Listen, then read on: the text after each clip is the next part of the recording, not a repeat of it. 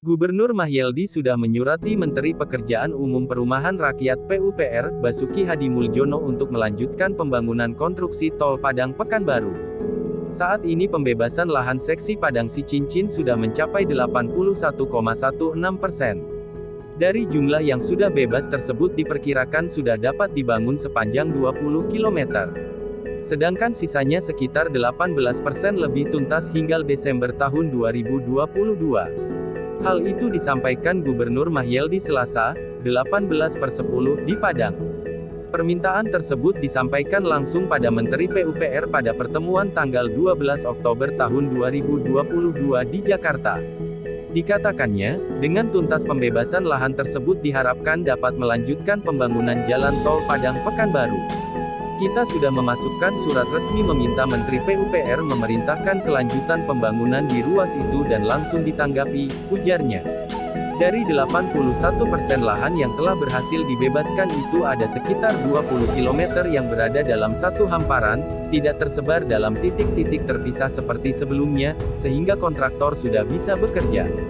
Kita sampaikan untuk sisanya 18% lebih lahan akan selesai dibebaskan pada Desember tahun 2022, katanya.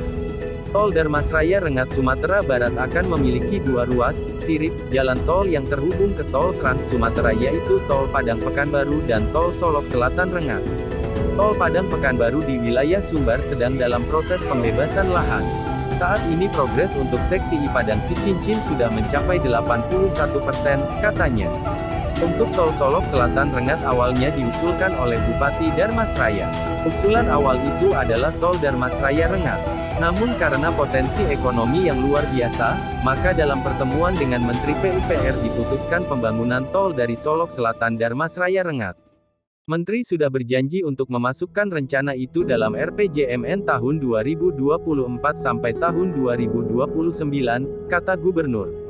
Kepala Bapeda Sumbar, Medi Iswandi mengatakan saat pembangunan rampung nanti, Sumatera akan terhubung oleh jalan tol Trans Sumatera mulai dari Aceh hingga Lampung.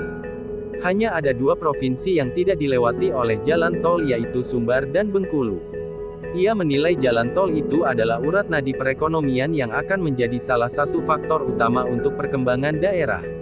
Sumbar bisa jauh tertinggal dari provinsi tetangga yang dilewati tol bila tidak dicarikan solusi konkret. Solusi itu adalah pembangunan sirip tol dari Sumbar ke jalur utama tol Trans Sumatera. Maka jika dua sirip tol di Sumbar ini terrealisasi, akan sangat besar pengaruhnya bagi perekonomian Sumbar, ujarnya. Ia optimistis ruas tol Solok Selatan Rengat bisa lebih cepat proses pembangunannya karena sebagian besar lahan yang akan dilewati berada dalam HGU perusahaan. Perusahaan yang bergerak di bidang perkebunan tersebut juga sangat membutuhkan akses tol, karena itu prosesnya tentu akan lebih mudah.